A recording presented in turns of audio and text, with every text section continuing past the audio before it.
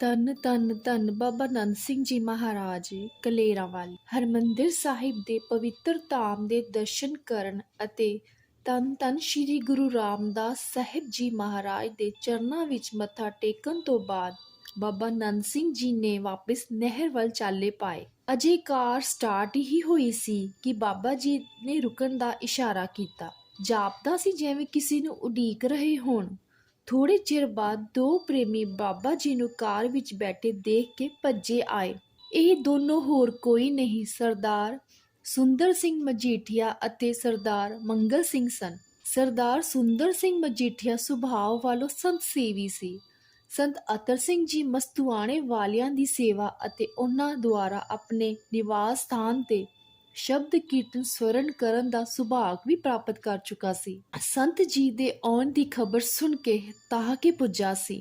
ਇਸ ਵਾਰ ਵੀ ਬਾਬਾ ਜੀ ਦੇ ਤਰਨਤਾਰਨ ਸਾਹਿਬ ਵਿਖੇ ਆਉਣ ਤੇ ਪਤਾ ਲੱਗਣ ਤੇ ਦੋਨੋਂ ਤਰਨਤਾਰਨ ਸਾਹਿਬ ਵੱਲ ਚਲੇ ਗਏ, ਪਰ ਉੱਥੋਂ ਪਤਾ ਲੱਗਾ ਕਿ ਬਾਬਾ ਜੀ ਸ਼੍ਰੀ ਅੰਮ੍ਰਿਤਸਰ ਸਾਹਿਬ ਚਲੇ ਗਏ ਹਨ। ਅਸੀਂ ਤਾਂ ਤਰਨਤਾਰਨ ਚਲੇ ਗਏ ਸੀ, ਫਤਿਹ ਬੁਲਾਉਣ ਉਪਰੰਤ ਉਹਨਾਂ ਨੇ ਦੱਸਿਆ। ਉੱਥੋਂ ਪਤਾ ਲੱਗਾ ਕਿ ਤੁਸੀਂ ਇੱਥੇ ਆ ਗਏ ਹੋ। ਦਰਬਾਰ ਸਾਹਿਬ ਆਏ ਤਾਂ ਪਤਾ ਲੱਗਾ ਕਿ ਤੁਸੀਂ ਨਹਿਰ ਤੇ ਆਸਣ ਲਾਇਆ ਹੋਇਆ ਹੈ। ਉੱਥੇ ਗਏ ਤਦ ਤੱਕ ਤੁਸੀਂ ਦਰਬਾਰ ਸਾਹਿਬ ਆ ਗਏ। ਹੁਣ ਅਸੀਂ ਦਰਬਾਰ ਸਾਹਿਬ ਗਏ ਤਾਂ ਪੁੱਛਣ ਤੇ ਪਤਾ ਲੱਗਾ ਕਿ ਹੁਣੇ ਹੀ ਦਰਸ਼ਨ ਕਰਕੇ ਗਏ ਨੇ। ਅਸੀਂ ਤੇ ਕਿਹਾ ਪਤਾ ਨਹੀਂ ਕੀ ਭੁੱਲ ਹੋ ਗਈ ਹੈ। ਅਰਦਾਸ ਕੀਤੀ, ਬਾਹਰ ਆਏ ਤਾਂ ਤੁਹਾਡੇ ਦਰਸ਼ਨ ਹੋ ਗਏ। ਅੱਛਾ ਭਾਈ, ਬਾਬਾ ਜੀ ਮੁਸਕਰਾਏ।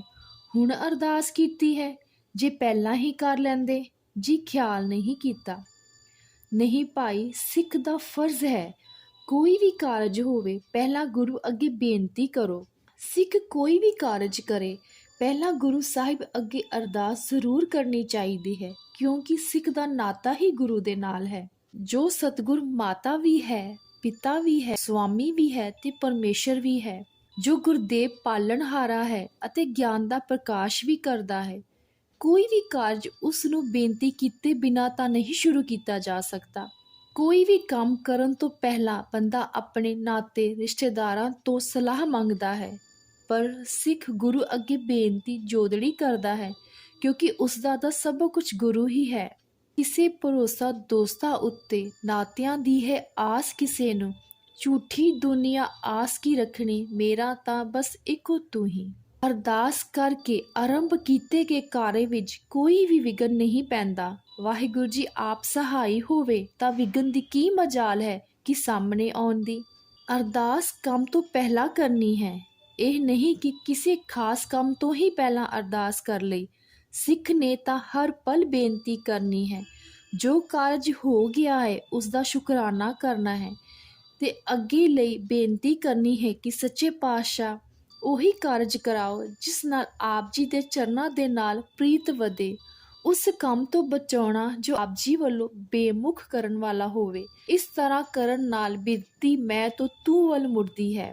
ਬਿਗਨਾ ਕੋਲ ਲਾਗਦਾ ਗੁਰ ਪੇ ਅਰਦਾਸ, ਰਖਵਾਲਾ ਗੋਬਿੰਦ ਰਾਏ ਭਗਤਨ ਕੀ ਰਾਸ। ਕੋਈ ਵੀ ਦੁਨਿਆਵੀ ਕੰਮ ਹੋਵੇ, ਯਾਤਰਾ ਤੇ ਜਾਣਾ ਹੋਵੇ, ਮਹਾਂਪੁਰਖਾਂ ਪਾਸ ਜਾਣਾ ਹੋਵੇ, ਗੁਰੂ ਅੱਗੇ ਸਹਾਈ ਹੋਣ ਦੀ ਬੇਨਤੀ ਕਰਨਾ ਸਿੱਖ ਦਾ ਫਰਜ਼ ਹੈ। ਇਸ ਬਾਰੇ ਬਾਬਾ ਜੀ ਨੇ ਸੰਖੇਪ ਵਿੱਚ ਸਰਦਾਰ ਸੁੰਦਰ ਸਿੰਘ ਮਜੀਠੀਆ ਹੋਣਾ ਨੂੰ ਸਮਝਾਇਆ।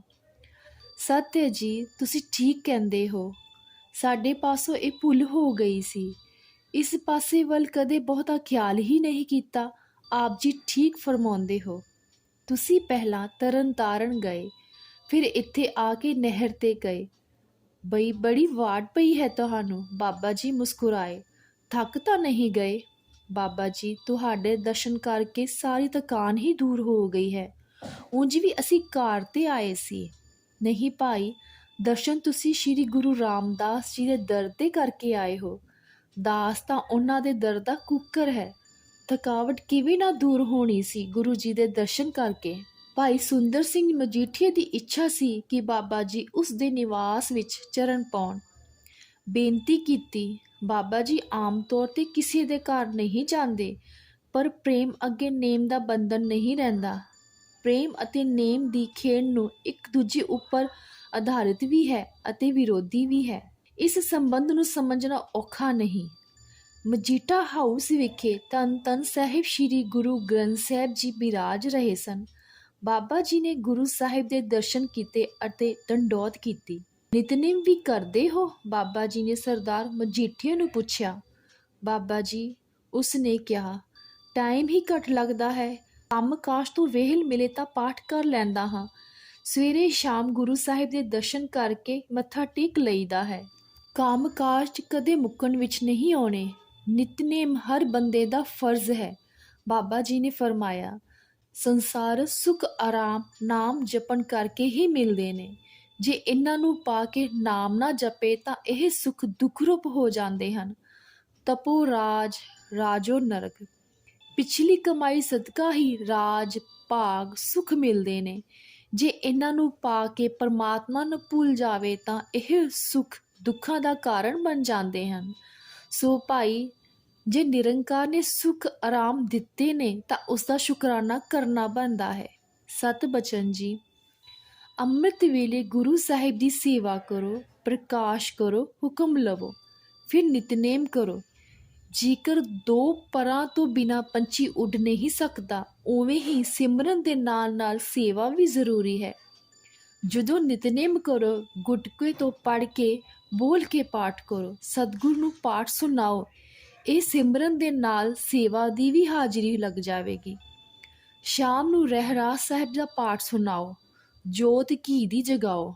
ਹਾਜ਼ਰ ਨਾਜ਼ਰ ਜਾਣ ਕੇ ਧੰਨ ਧੰਨ ਸਾਹਿਬ ਸ੍ਰੀ ਗੁਰੂ ਗ੍ਰੰਥ ਸਾਹਿਬ ਜੀ ਦੀ ਸੇਵਾ ਕਰੋ। ਬਾਬਾ ਜੀ ਨੇ ਵਿਸਥਾਰ ਨਾਲ ਗੁਰੂ ਸਾਹਿਬ ਦੀ ਸੇਵਾ ਬਾਰੇ ਸਰਦਾਰ ਸੁੰਦਰ ਸਿੰਘ ਮਜੀਠੀਆ ਨੂੰ ਸਮਝਾਇਆ। ਪ੍ਰਕਾਸ਼ ਕਰਨ, ਬਿਰਾਜਮਾਨ ਕਰਨ ਆਦਿ ਹਰ ਸੇਵਾ ਦੇ ਸੰਬੰਧ ਵਿੱਚ ਵਿਸਥਾਰ ਨਾਲ ਸਮਝਾਇਆ। ਗੁਰੂ ਸਾਹਿਬ ਦੇ ਦਰਸ਼ਨ ਕਰਾਉਣ ਤੋਂ ਬਾਅਦ ਸਰਦਾਰ ਮਜੀਠੀਏ ਨੇ ਬਾਬਾ ਜੀ ਨੂੰ ਪ੍ਰਸ਼ਾਦ ਛਕਾਇਆ। ਪ੍ਰਸ਼ਾਦ ਛਕਣ ਤੋਂ ਬਾਬਾ ਜੀ ਨਹਿਰ ਤੇ ਚਲੇ ਗਏ। ਇੱਧਰ ਜਦ ਸਰਦਾਰ ਮਜੀਠੀਏ ਦੀ ਪਤਨੀ ਨੂੰ ਪਤਾ ਲੱਗਾ ਕਿ ਬਾਬਾ ਜੀ ਆਏ ਸਨ, ਉਸ ਦਾ ਮਨ ਦਰਸ਼ਨ ਨਾ ਕਰ ਸਕਣ ਉਦਾਸ ਹੋ ਗਿਆ। ਬਾਬਾ ਜੀ ਘਰ ਆ ਕੇ ਚਲੇ ਗਏ ਤੇ ਉਸਨੂੰ ਪਤਾ ਵੀ ਨਾ ਲੱਗਾ। ਘਰ ਕਿਹੜਾ ਛੋਟਾ ਜਿਹਾ ਸੀ ਜਿਹੜਾ ਪਤਾ ਲੱਗ ਜਾਂਦਾ। ਫਿਰ ਸਰਦਾਰ ਸੁੰਦਰ ਸਿੰਘ ਦੱਸਣਾ ਵੀ ਭੁੱਲ ਗਿਆ। ਬਹੁਤ ਸਮਾਂ ਬਾਬਾ ਜੀ ਠਹਿਰੇ ਵੀ ਤਾਂ ਨਹੀਂ ਸਨ। ਪਤੀ ਕੋਲ ਸਾਰੀ ਗੱਲ ਸੁਣ ਕੇ ਆਸ ਬੱਝੀ। ਅਰਦਾਸ ਕਰਨ ਉਪਰੰਤ ਬਾਬਾ ਜੀ ਦੇ ਦਰਸ਼ਨ ਹੋ ਜਾਣ ਬਾਰੇ ਸੁਣ ਕੇ ਉਸਨੂੰ ਰਾਹ ਮਿਲ ਗਿਆ। ਬਾਬਾ ਜੀ, ਕਿਰਪਾ ਕਰੋ, ਪਤਾ ਨਹੀਂ ਕਿਹੜੇ ਭੈੜੇ ਕਰਮ ਕੀਤੇ ਹਨ। ਆਹ ਕੋਹੜ ਦੀ ਬਿਮਾਰੀ ਲੱਗ ਗਈ ਹੈ, ਬਹੁਤ ਦੁਖੀ ਹਾਂ, ਕਿਰਪਾ ਕਰੋ। ਨਹਿਰ ਤੇ ਇੱਕ ਕੋਹੜ ਗ੍ਰਸਤ ਸਰੀਰ ਦੂਰੋਂ ਹੀ ਮੱਥਾ ਟੇਕ ਕੇ ਰੋਣ ਲੱਗ ਗਿਆ। ਬਾਬਾ ਜੀ ਨੇ ਉਸਨੂੰ ਚੁੱਪ ਕਰਾਇਆ ਅਤੇ ਬਚਨ ਕੀਤਾ, ਸਜ਼ਾ ਕਸੂਰ ਤੋਂ ਬਿਨਾਂ ਨਹੀਂ ਮਿਲਦੀ। ਕਸੂਰ ਭਾਵੇਂ ਪਿਛਲੇ ਜਨਮ ਦਾ ਹੀ ਕਿਉਂ ਨਾ ਹੋਵੇ। ਤਰਨ ਤਾਰਨ ਸਾਹਿਬ ਜਾਓ, ਗੁਰੂ ਕੀ ਮਰਿਆਦਾ ਬੱਝੀ ਹੋਈ ਹੈ। ਕਾਰ ਸੇਵਾ ਚੱਲ ਰਹੀ ਹੈ। ਜਿੰਨੀ ਸੇਵਾ ਕੀਤੀ ਉਨੀ ਛੇਤੀ ਰੋਗ ਹਟ ਜਾਵੇਗਾ। ਉਸ ਨੂੰ ਪ੍ਰਸ਼ਾਦਾ ਦੇ ਕੇ ਬਾਬਾ ਜੀ ਨੇ ਤਰਨ ਤਾਰਨ ਜਾਣ ਦੀ ਹਦਾਇਤ ਕੀਤੀ। ਸਤ ਬਚਨ ਜੀ। ਉਸ ਨੂੰ ਬਚਨਾਂ ਤੇ ਯਕੀਨ ਸੀ। ਸ਼ਾਮ ਨੂੰ ਫਿਰ ਬਾਬਾ ਜੀ ਨੇ ਦਰਬਾਰ ਸਾਹਿਬ ਦਰਸ਼ਨਾਂ ਲਈ ਆਏ। ਵੱਡੀ ਪਰਿਕਰਮਾ ਵਿੱਚ ਸ਼ਾਮ ਦਾ ਦੀਵਾਨ ਸਜ ਗਿਆ। ਸੰਗਤਾਂ ਦਾ ਬਹੁਤ ਇਕੱਠ ਹੋ ਗਿਆ। ਕਈ ਨਵੇਂ ਪ੍ਰੇਮੀ ਜੋ ਦਰਬਾਰ ਸਾਹਿਬ ਦੇ ਦਰਸ਼ਨਾਂ ਲਈ ਆਏ ਸਨ ਵੀ ਸੰਗਤ ਵਿੱਚ ਸੱਜ ਗਏ। ਬਾਬਾ ਜੀ, ਅਜੇ ਕੀਰਤਨ ਸ਼ੁਰੂ ਹੀ ਹੋਇਆ ਸੀ ਕਿ ਇੱਕ ਪ੍ਰਬੰਧਕ ਨੇ ਪਾਸ ਆ ਕੇ ਬਾਬਾ ਜੀ ਨੂੰ ਕਿਹਾ, ਢੋਲਕੀਆਂ ਛੈਣਿਆਂ ਨਾਲ ਕੀਰਤਨ ਕਰਨਾ ਇੱਥੋਂ ਦੀ ਮਰਿਆਦਾ ਅਨੁਸਾਰ ਨਹੀਂ ਹੈ। ਪਹਿਲਾਂ ਬਾਬਾ ਜੀ ਪਾਸ ਕੀਰਤਨੀਏ ਢੋਲਕੇ ਛੈਣਿਆਂ ਨਾਲ ਕੀਰਤਨ ਕਰਦੇ ਸਨ। ਅੱਛਾ ਭਾਈ, ਬਾਬਾ ਜੀ ਨੇ ਰਾਗੀਆਂ ਨੂੰ ਇਸ਼ਾਰਾ ਕੀਤਾ, ਜੇ ਇਹ ਮਰਿਆਦਾ ਵਿੱਚ ਨਹੀਂ ਹੈ ਤਾਂ ਢੋਲਕੇ ਛੈਣਿਆਂ ਨੂੰ ਪੱਕਾ ਹੀ ਬੰਦ ਕਰ ਦਿੰਦੇ ਹਾਂ। ਉਸ ਦਿਨ ਤੋਂ ਬਾਅਦ ਢੋਲਕੀ ਦੀ ਥਾਂ ਜੋੜੀ ਅਤੇ ਛੈਣਿਆਂ ਦੀ ਥਾਂ ਟੱਲੀਆਂ ਵਰਤੀਆਂ ਜਾਣ ਲੱਗੀਆਂ। ਦੀਵਾਨ ਦੀ ਸਮਾਪਤੀ ਉਪਰੰਤ ਫਿਰ ਨਹਿਰ ਤੇ ਆ ਗਏ। ਅਗਲੇ ਦਿਨ ਸਰਦਾਰ ਮੰਗਲ ਸਿੰਘ ਦਰਸ਼ਨਾਂ ਲਈ ਆਇਆ। ਭਾਈ, ਅੱਜ ਫਿਰ ਤੁਹਾਡੇ ਜਾਣਾ ਹੈ, ਬਾਬਾ ਜੀ ਨੇ ਉਸਨੂੰ ਕਿਹਾ। ਬੜਾ ਹੈਰਾਨ ਹੋਇਆ। ਕਿਤੇ ਦਾ ਘਰਾਂ ਵਿੱਚ ਜਾਂਦੇ ਹੀ ਨਹੀਂ ਹਨ, ਕਿਥੇ ਦੂਸਰੀ ਵਾਰ ਜਾਣ ਦੀ ਗੱਲ ਕਰਦੇ ਨੇ, ਉਹ ਵੀ ਦੂਸਰੇ ਹੀ ਦਿਨ, ਜਦ ਕਿ ਇੱਕ ਦਿਨ ਪਹਿਲਾਂ ਹੀ ਜਾ ਕੇ ਆਏ ਹਨ। ਸਰਦਾਰ ਸੁੰਦਰ ਸਿੰਘ ਦੇ ਪਰਿਵਾਰ ਵੱਲੋਂ ਅਰਦਾਸ ਕੀਤੀ ਗਈ ਹੈ। ਉਸ ਨੂੰ ਹੈਰਾਨ ਦੇਖ ਕੇ ਬਾਬਾ ਜੀ ਨੇ ਕਿਹਾ, ਇਸ ਕਰਕੇ ਦੁਬਾਰੇ ਜਾਣ ਦਾ ਹੁਕਮ ਹੈ। ਸ਼ਾਮ ਨੂੰ ਦਰਬਾਰ ਸਾਹਿਬ ਦੇ ਦਰਸ਼ਨ ਲਈ ਜਾਣ ਤੋਂ ਪਹਿਲਾਂ ਮਜੀਠਾ ਨਿਵਾਸ ਚਲੇ ਗਏ। ਸਾਰੇ ਪਰਿਵਾਰ ਨੇ ਬਾਬਾ ਜੀ ਦੇ ਦਰਸ਼ਨ ਕੀਤੇ। ਇੱਥੇ ਥੋੜਾ ਸਮਾਂ ਹੀ ਠਹਿਰੇ ਸਾਰੇ ਪਰਿਵਾਰ ਨੂੰ ਗੁਰਮਤਿ ਆਚਾਰ ਅਤੇ ਨਿਤਨੇਮ ਵਿੱਚ ਪਰਪੱਕਤਾ ਦਾ ਉਪਦੇਸ਼ ਕਰਨ ਤੋਂ ਬਾਅਦ ਹਰਿਮੰਦਰ ਸਾਹਿਬ ਦਰਸ਼ਨਾਂ ਲਈ ਆ ਗਏ। ਸ਼ਾਮ ਦਾ ਦੀਵਾਨ ਪਰਿਕਰਮਾ ਵਿੱਚ ਹੀ ਸੱਜ ਗਿਆ। ਸੰਗਤ ਗੁਰੂ ਰਾਮਦਾਸ ਪਾਤਸ਼ਾਹ ਦੇ ਚਰਨਾਂ ਵਿੱਚ ਜੁੜ ਬੈਠੀ। ਬਾਬਾ ਜੀ ਚੌਥੀ ਪਾਤਸ਼ਾਹ ਧੰਨ ਧੰਨ ਗੁਰੂ ਰਾਮਦਾਸ ਜੀ ਦੇ ਪੁਨੀਤ ਚਰਨਾਂ ਦਾ ਧਿਆਨ ਲਾ ਕੇ ਚਰਨ ਕਮਲਾਂ ਦੀ ਮੌਜ ਵਿੱਚ ਲੀਨ ਹੋ ਗਏ। ਕੈਸੀ ਮੌਜ, ਕਿਆ ਦਸੀਏ, ਇਹ ਤਾਂ ਉਹੀ ਜਾਣੇ ਜਿਸਨੇ ਮਾਣੀ ਹੋਵੇ। ਕਬੀਰ ਚਰਨ ਕਮਲ ਕੀ ਮੌਜ को कैसे अनुमान, कहबे को शोभा नहीं देखा ही परवान। ਵਾਤਾਵਰਨ ਵੀ ਸ਼ਬਦ ਦੀ ਕੀਰਤਨੀ ਧੁਨੀ ਦੇ ਨਾਲ ਇੱਕ ਰੂਪ ਹੋ ਗਿਆ ਸੀ। ਹਵਾ ਵਿੱਚ ਕਿਸੇ ਸਾਜ਼ ਦੀ ਤਰ੍ਹਾਂ ਚਲਦੀ ਜਾਪਦੀ ਸੀ। ਅੰਮ੍ਰਿਤ ਸਰੋਵਰ ਵਿਚਲੀਆਂ ਛੋਟੀਆਂ ਲਹਿਰਾਂ ਕੀਰਤਨ ਦੀ ਧੁਨੀ ਦੇ ਨਾਲ ਇੱਕਮਿਕ ਹੋ ਜਾਂਦੀਆਂ ਸਨ। ਭਾਗਾਂ ਵਾਲਿਆਂ ਨੇ ਆਨੰਦ ਮਾਣਿਆ। ਸਮਾਪਤੀ ਉਪਰੰਤ ਬਾਬਾ ਜੀ ਨਹਿਰ ਤੇ ਵਾਪਸ ਆ ਗਏ। ਉਧਰ ਕੋਹੜ ਗ੍ਰਸਤ ਪ੍ਰੇਮੀ ਬਾਬਾ ਜੀ ਦੇ ਬਚਨ ਅਨੁਸਾਰਨ ਤਰਨ ਤਾਰਨ ਸਾਹਿਬ ਚਲਾ ਗਿਆ।